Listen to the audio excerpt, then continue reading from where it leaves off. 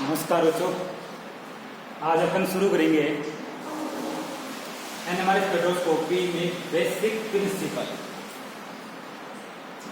Basic theory क्या है NMR spectroscopy की। इससे पूर्व वीडियो में अपन ने पढ़ा कि एनएमआर स्पेक्ट्रोस्कोपी में कौन कौन से किस क्षेत्र में इसका अध्ययन करते हैं और उस क्षेत्र के लिए तरंगदैर्ध्य क्या होती है, आवृत्ति क्या होती है, इसके अलावा ऊर्जा कैसे निकालते हैं अपन, ये सब बातें पूर्व वीडियो में अपन पढ़ चुके हैं। अब अपन अगले इस वीडियो में आप शुरू करेंगे बेसिक प्रिंसिपल। देखो बेटा, कोई भी परमाणु एटम, उस एटम में क्या होता है, एक तो होती है नाभिक, इसके अंदर प्रोटॉन और न्यूट्रॉन होते हैं, और उसकी जो बाहर कक्षाएं होती हैं, इन कक्षाओं में इलेक्ट्रॉन होते हैं। परमाणु की बाहरी कक्षाओं में इलेक्ट्रॉन और परमाणु के मध्य नाभिक में प्रोटॉन और न्यूट्रॉन होता है। ये क्लियर, ये बेसिक अपन को पता ही है। अब चूंकि परमाणु का जो सेंटर पार्ट जिसको अपन नाभिक बोल रहे हैं, उस नाभिक में प्रोटॉन और न्यूट्रॉन होते हैं, और इन प्रोटॉन्स की कुछ ना कुछ स्पिन होती है जिसको बोलते हैं अपन न्यूक्लियर स्पिन। क्या बोलते हैं इसको?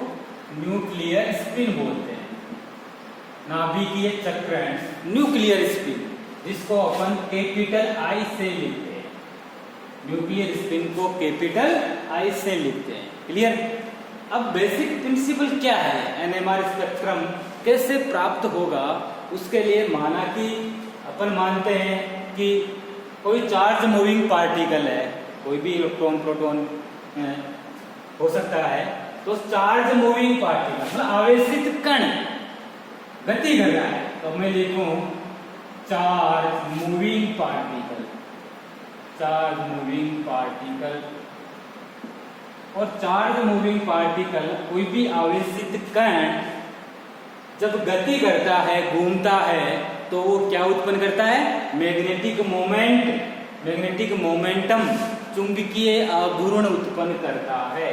तो चार्ज मूविंग पार्टिकल क्या उत्पन्न करेगा? मैग्नेटिक मोमेंटम उत्पन्न करेगा, मैग्नेटिक मोमेंटम उत्पन्न करेगा। और मैग्नेटिक मोमेंटम के कारण उसमें क्या उत्पन्न हो जाएगा? मैग्नेटिक फील्ड, चुंबकीय क्षेत्र उत्पन्न हो जाएगा, मैग्नेटिक फील्ड और चुंबकीय क्षेत्र उत्पन्न हो जाता है उसमें। तो मैं कहूं कि कोई स्पिन है, जैसे मान लो प्रोटॉन की बात करें, प्रोटॉन परमाणु में नाभिक में जैसे 1H1 है, हाइड्रोजन की बात करें तो हाइड्रोजन के नाभिक में एक तो प्रोटॉन होता है और एक ही इलेक्ट्रॉन होता है। तो प्रोटॉन है, प्रोटॉन की स्पिन जिसको मैं लिखूं I, तो प्रोटॉन की स्पिन है, जैसे ही इलेक्ट्रॉन गति करेगा, आवेशित कण चारों तरफ कक्षा में घूमेगा, तो मैग्नेटिक मोमेंटम उत्पन्न होगा। मैग्नेटिक मोमेंट उत्पन्न होने से मैग्नेटिक फील्ड उत्पन्न होगा, चुंबकीय क्षेत्र उत्पन्न होगा, और इससे क्या होगा? प्रोटॉन की स्पिन है वो क्या होगी? अब जैसे मान लो ये अपने आरेख से समझते हैं इसको, ये प्रोटॉन की स्पिन है जिसको आई से लिख रहा हूं, और जैसे ही ये प्रोटॉन की स्पिन को अपन बाह्य चुंबकीय क्षेत्र लगाएंगे, बाहर से चुंबकीय क्षेत्र लगाया अपन ने, और बाह्य चुंबकीय क्षेत्र को अपन डिनोट करते हैं H0 से, तो ये है बाह्य चुंबकीय क्षेत्र। और जैसे ही बाह्य चुंबकीय क्षेत्र लगाएंगे, तो जो ये प्रोटॉन की, हाइड्रोजन की जो स्पिन है, ये स्पिन का विपाटन हो जाता है, स्पिन टूट जाती है। एक इस प्रकार से स्पिन का क्या हो जाता है? विपाटन हो जाता है, स्पिन टूट जाती है। और एक अवस्था बनती है अल्फा स्पिन स्टेट, और दूसरी अवस्था बन जाएगी बीटा स्पिन स्टेट। तो प्रोटॉन की स्पिन स्टेट बाह्य चुंबकीय क्षेत्र की उपस्थिति में इसका विपाटन हो जाता है, और अल्फा स्पिन स्टेट और बीटा स्पिन स्टेट का निर्माण करते हैं।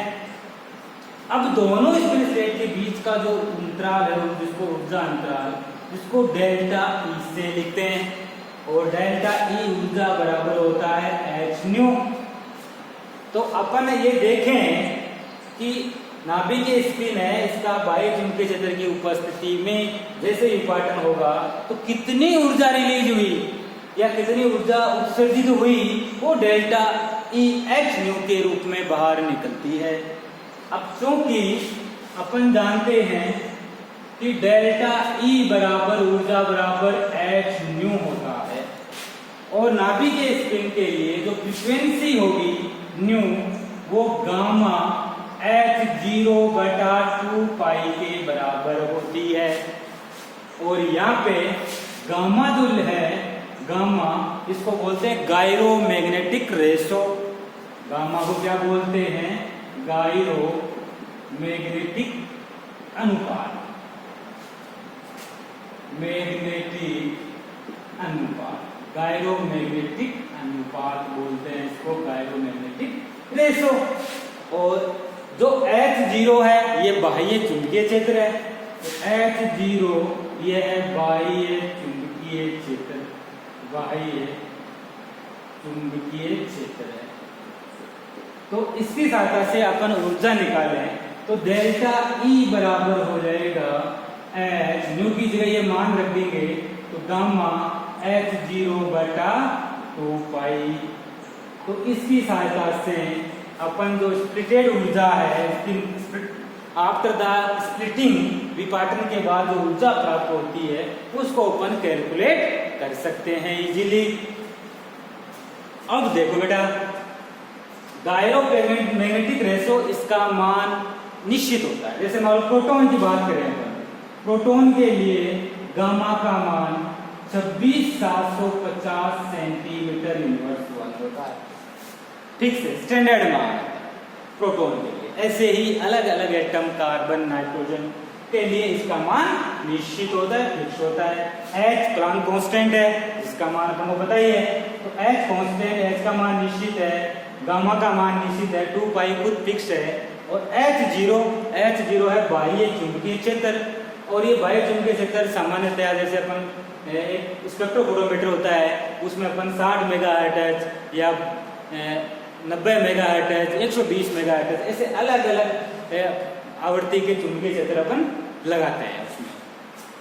तो इसकी सहायता से अपन ऊर्जा निकाल सकते हैं। अब अपन बात करें कि जो ये नाभिकीय स्पिन है इसका अपन निर्धारण कैसे करें, कैसे पता चले कि कौन सा एटम है वो NMR स्पेक्ट्रम देता है और कौन सा एटम ऐसा है जो NMR स्पेक्ट्रम नहीं देता, अर्थात जिसकी नाभिकीय स्पिन का मान 0 होता है। तो इसके लिए अपन एक इस तरीके से अपन लिख सकते हैं कि द्रव्यमान संख्या जिसको मैं लिखूं मास नंबर और एक तरफ लिखूं मैं एटॉमिक नंबर, परमाणु क्रमांक, एटॉमिक नंबर। तो द्रव्यमान संख्या और परमाणु क्रमांक। अगर मास नंबर द्रव्यमान संख्या ओड है, ओड नंबर है द्रव्यमान संख्या, ओड का मतलब जैसे 1, 3, 5, 7, 9, 11, 13 ऐसे ओड नंबर में है द्रव्यमान संख्या मास नंबर। और एटॉमिक नंबर चाहे ओड हो, ओड भी हो सकता है या इवन नंबर भी हो सकता है, सम या विषम दोनों हो सकता है। तो नाभिकीय स्पिन का मान I का मान, I है नाभिकीय स्पिन जिसको मैं लिखूं न्यूक्लियर स्पिन, न्यूक्लियर स्पिन। नाभिकीय स्पिन का मान हाफ इंटीजर में होता है, I का मान हाफ इंटीजर होता है, हाफ इंटीजर होता है। I का मान क्या होगा? Half integer.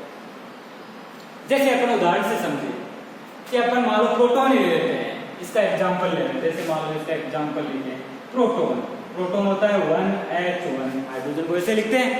तो 1H1 है तो ऊपर जो संख्या लिखते हैं वो आती है द्रव्यमान संख्या, वो द्रव्यमान संख्या 1 है और 1 कैसा नंबर है?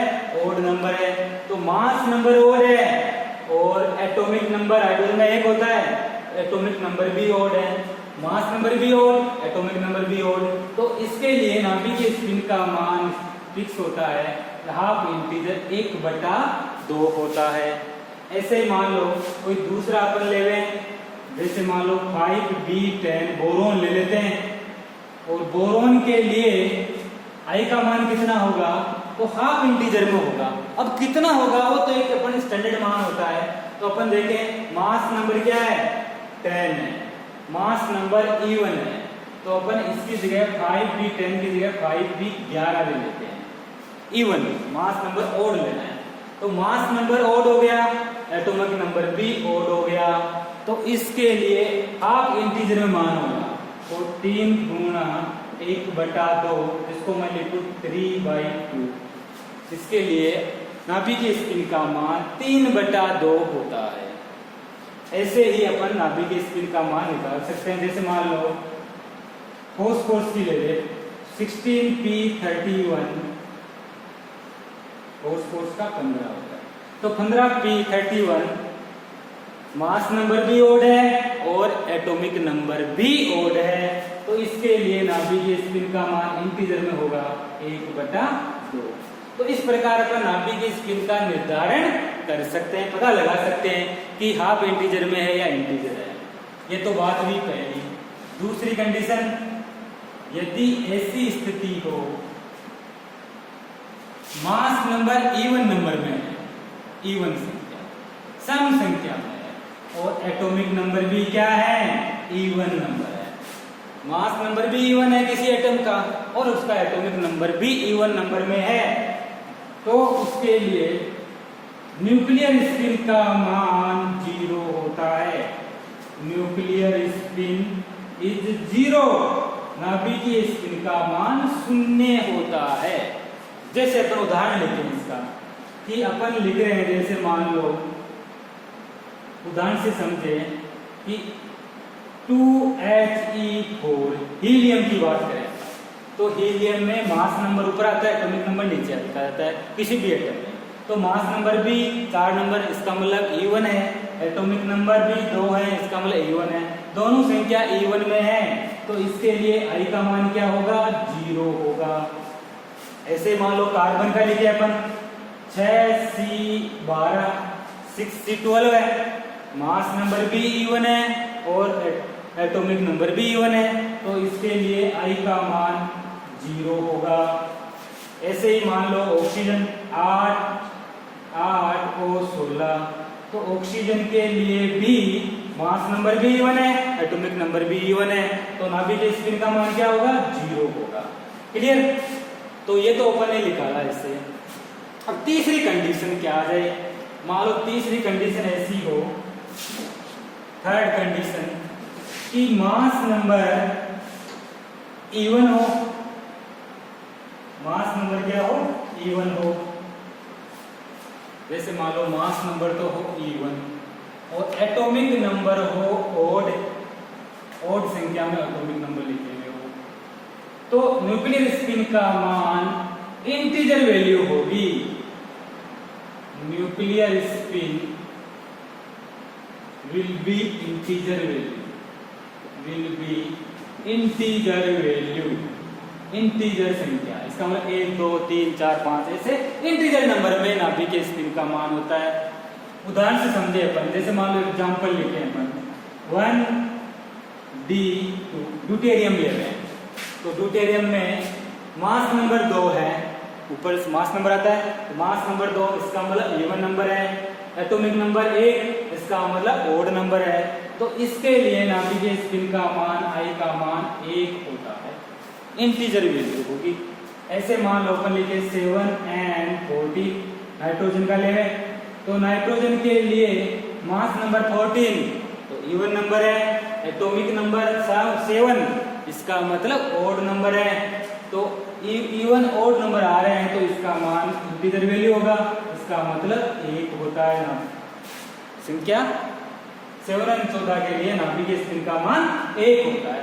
दूसरा अपन अलग एग्जांपल ले रहे हैं, जैसे 5B10 है, बोरोन का लेते हैं, तो मास नंबर 10 इसका मतलब इवन नंबर है, एटॉमिक नंबर 5 इसका मतलब ओड नंबर है, तो इसकी वैल्यू इंटीजर होगी। अब कितनी होगी, ये तो स्टैंडर्ड मान होता है 1 2 3 4 मतलब इंटीजर वैल्यू में होगी, तो इसका मान 3 होता है। तो ये अपन को ध्यान रखना है कि नाभिकीय स्पिन कैसे निकालते हैं। अब अपन बात करें कि एनएमआर एक्टिव स्पीशीज कौन सी होगी और कौन सी एनएमआर इनएक्टिव स्पीशीज होगी, तो अपन लिखें, बात करें कि NMR active species, NMR active species.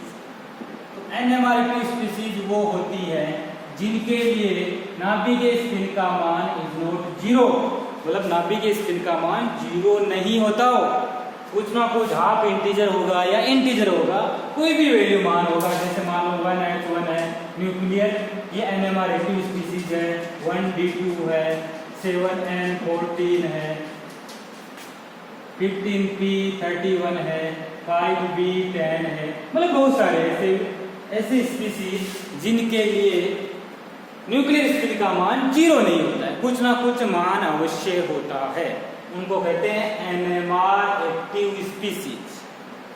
और NMR इनएक्टिव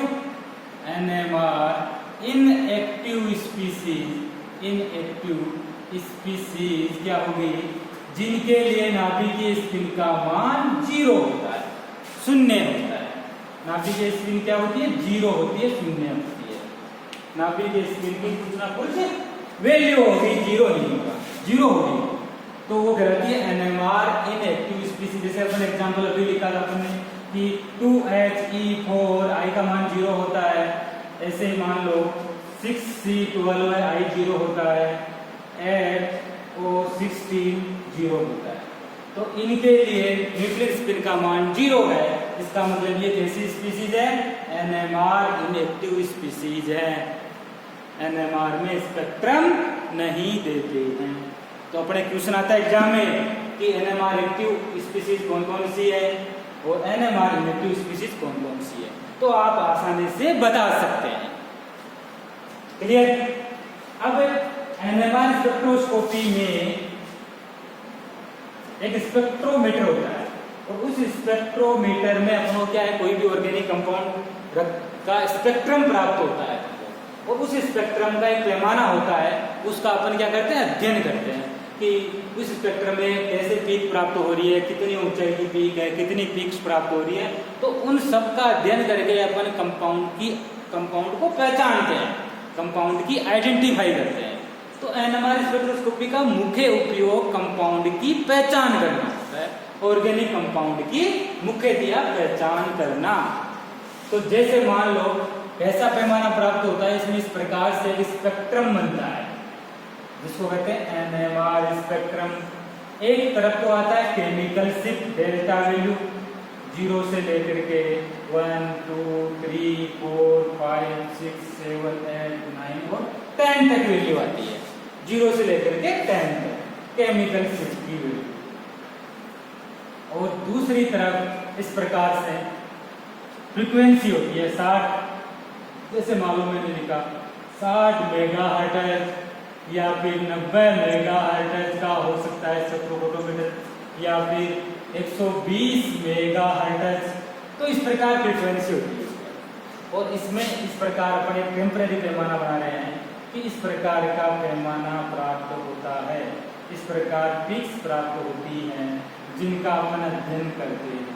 ऐसे इस प्रकार से एक स्पेक्ट्रम इस प्रकार से प्राप्त होता है, अपन अध्ययन करते हैं कि इसमें देखो एक पीक है, इसमें 1 2 3 प्राप्त हो रही है, ये पूरी एक है, एक पीक 3 भागों में बट रही है, इसमें देखो 1 2 3 4 भागों में बट रही है, ये एक है। तो इससे अपन कंपाउंड की आइडेंटिफाई करते हैं और कंपाउंड की आइडेंटिफाई इन पीक्स के हिसाब से कैसे करेंगे वो अपन आगे डिटेल से अध्ययन करेंगे, हर कंपाउंड का स्पेक्ट्रम बना करके कि NMR स्पेक्ट्रम कैसे बनता है उसका अपन अध्ययन करेंगे। अब अपन बात करें कि NMR स्पेक्ट्रोस्कोपी में मुख्यतया 4 बातों का अध्ययन किया जाता है। अब वो 4 पॉइंट कौन कौन से हैं, दैट इज वेरी इंपॉर्टेंट।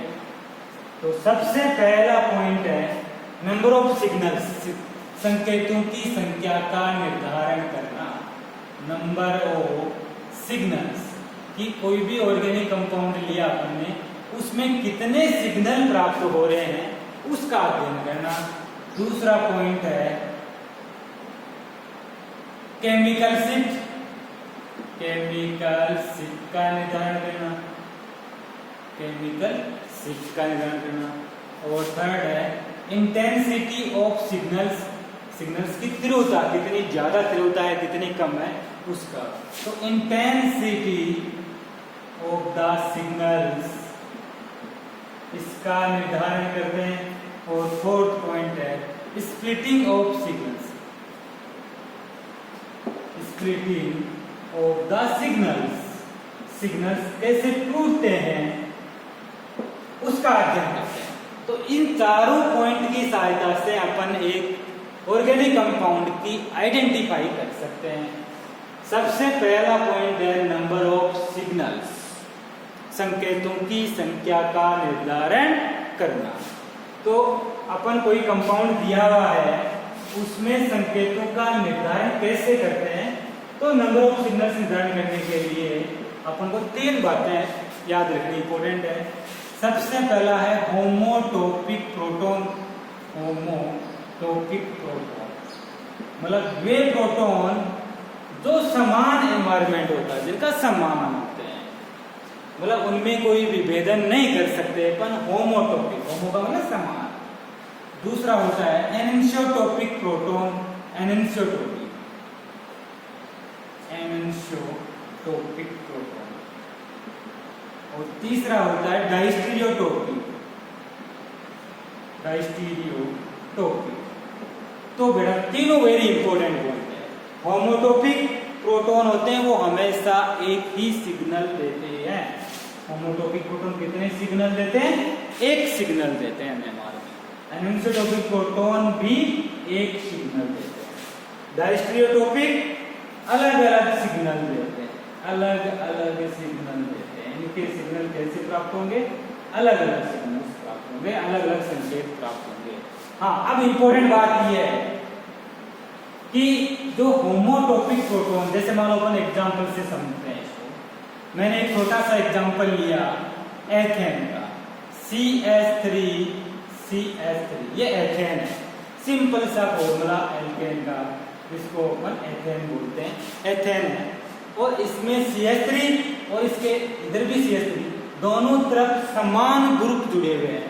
ये भी CH3 है, इसके आसपास कोई ग्रुप नहीं है, इधर भी CH3 है, इसके आसपास केवल ये CH3 के अलावा और कोई ग्रुप नहीं है। तो इन 3 प्रोटॉनों का वातावरण भी इन 3 प्रोटॉनों के समान ही होता है। तो अपन ये कहें कि 3 3 6 इन 6 प्रोटॉन्स का वातावरण, आसपास का एनवायरनमेंट सेम होता है।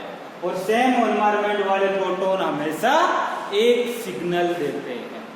तो माना कि इनका एक सिग्नल प्राप्त हो रहा है, तो इनका भी इन्हीं के कारण वही सिग्नल प्राप्त होगा। तो इन प्रोटॉन्स के कारण केवल NMR स्पेक्ट्रम में एक सिग्नल प्राप्त होता है, क्योंकि सारे प्रोटॉन एक समान है, इनका एनवायरनमेंट समान है। तो NMR स्पेक्ट्रम में